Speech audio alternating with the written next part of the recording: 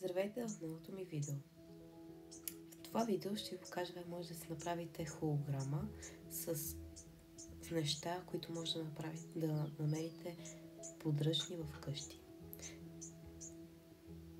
Нека започваме. Сега, вземете линия, химикалка и започнете да чертаете с мене. Нека направим триъгълник с да няма ост край. Отгоре ще е 1 см дълго. Двете стени ще бъдат по 3,5 см, както сега ще видите. Аз ще ги начертая. И отдолу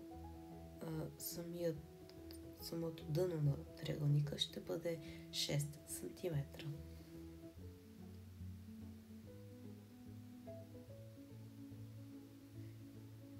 Както и аз съм ги начертал.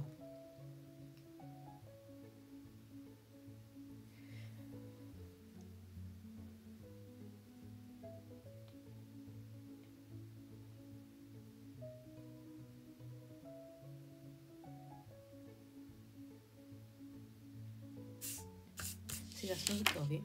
Сега може да вземем хартията и едни ножици да изрежеме нашия триъгълник. Изрязваме го.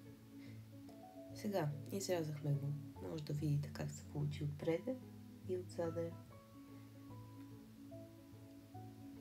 Сега като вземете си една пластмасова кутия, капакът или на някоя кутия от диск. Изрежете нашата формичка.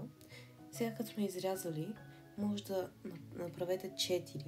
Сега като сме изрязали 4 фигурки, залепете ги внимателно с тиксо, една до друга, за да не могат да се отлепят. Сега като сме ги направили, ние още не сме ги направили, но като ги направиме и 4-те, посредата трябва да се направи нещо като малка кутийка, като квадрат, който може да сложим върху екрана на нашия телефон и да се прожектира някакси. Има едни видеа, които са с 4 картинки и тези 4 картинки някакси прожектират точно в тази кутийка, изглежда се на холограма. Тези видеа се казват 3D видеа холограми. Може да ги потърсите след като свършите да правите самата кутийка, която ви трябва, както аз в момента правя. И мисля, че още малко ми остана да направя самата кутия.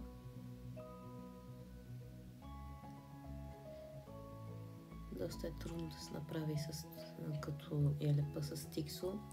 Опитах с лепило, не стана, затова не се опитвайте с лепило, направо с тиксо. Ако нямате тиксо, трябва да си вземете тиксо, няма как с лепило.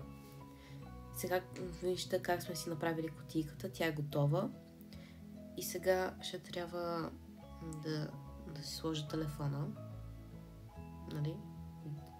Да. Може би сега го поправям.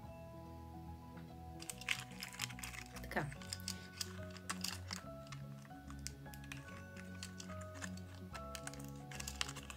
Нашата кутия е готова. Можете да видите в моите ръце. Сега, ако имате остри крайчета по кутията, изрежете ги, за да са точен квадрат отдолу. Сега ще ви покажа няколко кадъра как се получи накрая. Може да ги видите. Много хубава холограма се вижда по средата как работи.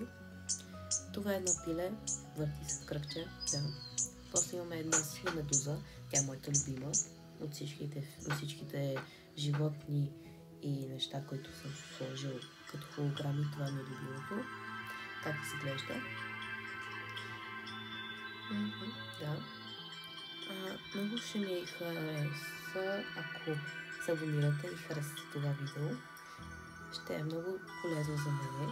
И ако може да коментирате нещо в коментарите, как съм се справил и какво мога да подобря в моето видео. Това ще е нещо, на което ще съм ви много благодарен. И може да се видим и следващия път.